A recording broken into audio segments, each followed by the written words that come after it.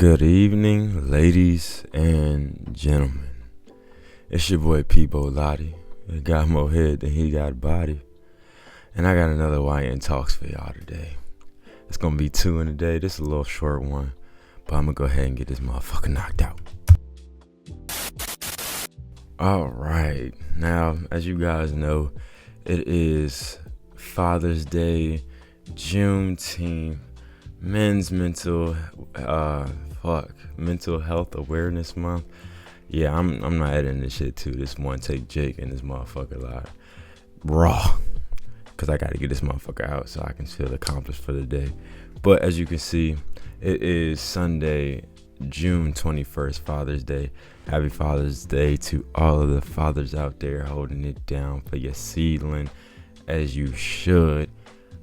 Today, I'm just gonna talk about, as a black man, as a black male, we have a lot of issues when it comes to around mental health, Father's Day, providing. There's a lot that we deal with as a black man on a day-to-day. And this month is just a reminder of, it can either be a reminder, it can either be a wake-up call, but it is a significant month to where we are put in our face of how a lot of our black men grow up without fathers, without positive role models in their life, and not being able to have a person that they should look up to with a positive influence to teach them the right way and how to be a man. And with dealing with Men's Mental Health Month as well, we have a lot of black men that suffer from suicide, depression, and things of that nature that don't quite know how to express themselves, or is never taught the correct way to express themselves, to the point where we have to have this month, and there have to be talks like this to uplift the community, to better our men of today. So for instance, I'm gonna touch on Father's Day. Me, in my own life, my father and I have never had the best of relationship. Growing up, he wasn't as prevalent or present as I probably would have liked to be. Himself, probably he wanted to be more present.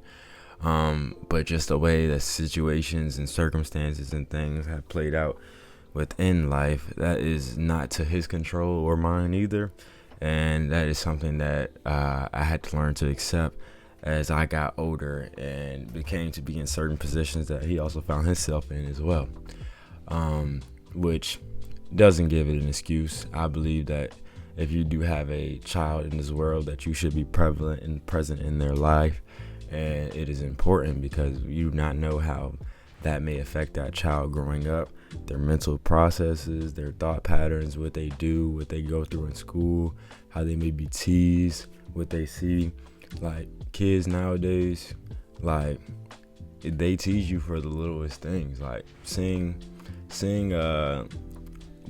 actually worked within a school, and seeing the 2-parent households and then seeing the kids that came from the 1-parent households and how they kind of yearn for that same love that those kids would have, it's kind of heartbreaking to see a reoccurrence of that.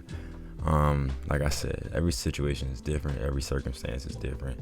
I believe, co-parenting, things of that nature is very important. But I do need more black fathers to stay in their children's life, because it is very prevalent within our community that these young men are growing up and aren't getting the proper teachings and lessons that a father should give to them.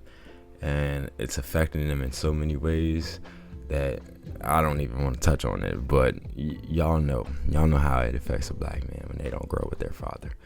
But hey, who am I to judge? Like I said, I'm not perfect, and neither was my situation.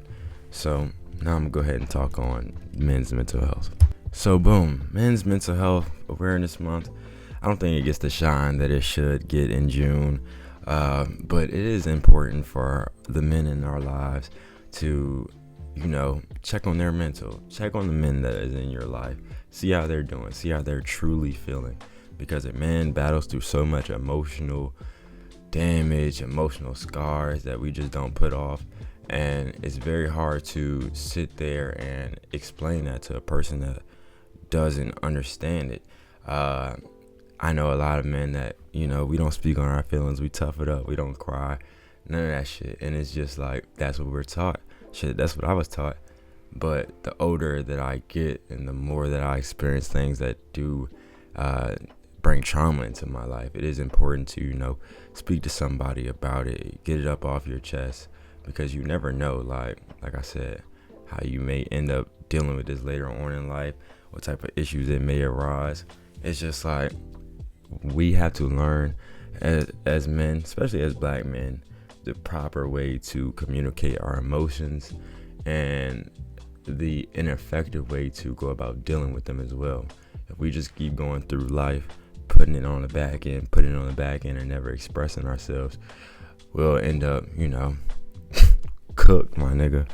So all in all, shout out to my black men.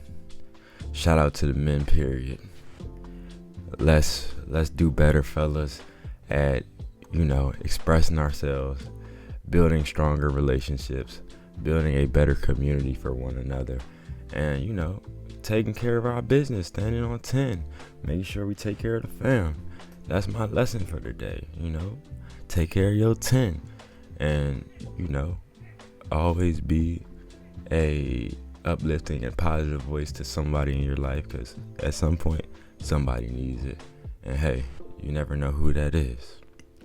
So that's what I got today, young people. Lottie got more head than he got a body, and this is a special volume of YN Talks. I did 2 today. Like I said, I came home middle of the night, got one knocked out, woke up in the morning, got another one knocked out. So as you see, enjoy the 2K gameplay. I'm really like that. Oh, my nigga Poise also really like that. And I'm gonna catch y'all boys on the next one. Love.